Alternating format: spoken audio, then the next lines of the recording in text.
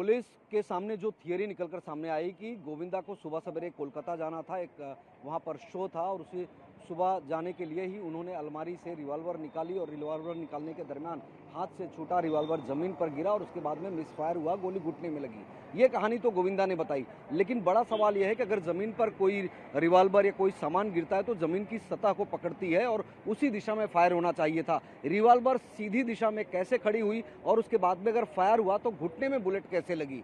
अब ऐसे में बैलिस्टिक रिपोर्ट अपने आप में बहुत बड़ी कहानी निकलकर सामने ला सकती है, निकालकर कि जो बुलेट लगी है वो किस दिशा में लगी, कैसे लगी, कितने डिस्टेंस से लगी। इसलिए पुलिस को अभी इस थियरी पर यकीन नहीं हो रहा, बैलिस्टिक रिपोर्ट का इंतजार किया जा रहा है।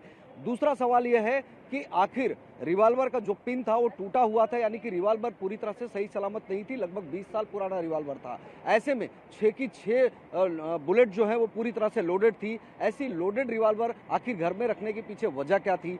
क्या ये किसी तरह की लापरवाही हुई है या जो फायर हुआ है वो फायर हाथ में हुआ और उसके बाद में रिवॉल्वर छूटकर हाथ से गिरी, या फिर गिरने के बाद में ये फायर हुआ? ऐसी कई चीजें हैं जिसको पुलिस समझना चाहती है, इसलिए एक्सपर्ट की भी राय ली जा रही है, बैलिस्टिक रिपोर्ट का भी इंतजार किया जा रहा है। क्या गोविंदा जो जवाब दे रहे हैं उस जवाब में कोई ऐसी चीज है जो अभी तक पुलिस के सामने नहीं आई है, उसको भी समझने की कोशिश की जा रही है। फिलहाल ये कहा जा सकता है कि इस पूरे मामले में अभी कई ऐसी परतें हैं जो खुलनी बाकी है, जिसके लिए गोविंदा जब डिस्चार्ज होंगे तो दोबारा उनका बयान लिया जाएगा। मुंबई पुलिस से बात हुई, मुंबई पुलिस का कहना है कि अभी इस पूरे मामले में गोविंदा का सिर्फ शुरुआती बयान लिया गया है। आने वाले दिनों में जब गोविंदा डिस्चार्ज होंगे, संभवतः कल, तब उनका एक विस्तृत बयान लिया जाएगा और उसके बाद में इस कहानी से कुछ पर्दा उठ सकता है। फिलहाल गोविंदा जो है क्रिटिक केयर हॉस्पिटल की इस दूसरी मंजिल पर यहाँ एडमिट है, आईसीयू में थे और अभी उनकी हालत स्थिर बताई जा रही है। उनकी पत्नी सुनीता भी इस वक्त अस्पताल में भर्ती है। सुनीता ने थोड़ी देर पहले बात भी किया, उन्होंने कहा कि गोविंदा ने अपने फैंस का शुक्रिया अदा किया है,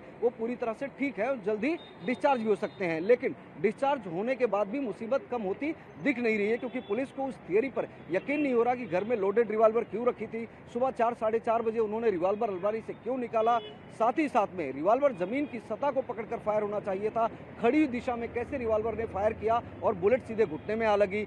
एक सवाल ये भी है कि गोविंदा अब क्या खड़े हो पाएंगे? क्या गोविंदा का जो यूएसपी है, डांस के लिए जाना जाता है, तो क्या गोविंदा के अगर हड्डी में गोली लगी है तो क्या भविष्य में उस तरह से चल फिर पाएंगे, उस तरह से अपने फैंस को अपने डांस के जरिए खुश कर पाएंगे? ये भी अपने आप में एक बड़ा सवाल है।